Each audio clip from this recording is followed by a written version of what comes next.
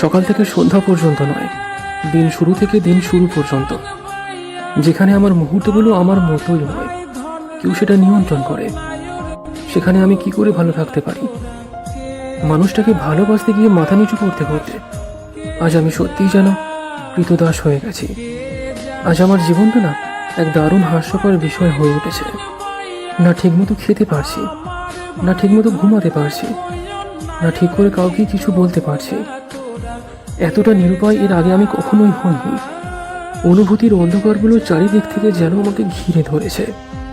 একাকিত্ব যে কতটা ভয়ঙ্কর রূপ নিতে পারে সেটা আজ আমি প্রতিটা মুহূর্তেই অনুভব করছি। প্রিয় মানুষটা ছেড়ে চলে গেলে সেটা একরকমের একাকিত্ব, যেটাকে কোনো রকমে সামলে তো নেওয়া যায়। কিন্তু প্রিয় মানুষটা যদি থেকেও না থাকে, তাহলে সেটা যে এক চরম পর্যায়ের শূন্যতা। আর এই শূন্যতা নিয়ে মানুষটা যে কখনো শান্তিতে একবেলা ঘুমাতেও পারে না।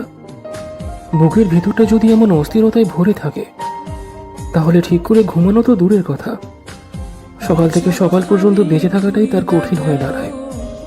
আর এই অন্ধকারের মধ্যেও আমি একটা জিনিস কিন্তু বিশ্বাস করি, যে আমার মা আমাকে ভালোবাসে, আমার বাবা আমাকে ভালোবাসে, আর এতটুকুই যথেষ্ট আমার কাছে বেঁচে থাকার জন্য।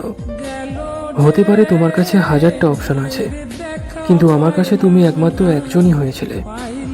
আমি বিশ্বাস করি যে আমি একজন সত্যিকারের বিশ্বাসযোগ্য মানুষ।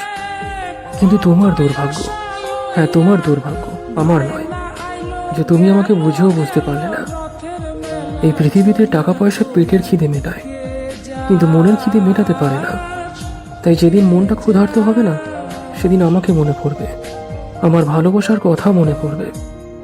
কিছু না কিছু খেলে পেটের খিদে তো মিটেই যায়, কিন্তু মনের খিদেটা একমাত্র মনই মেটাতে পারে।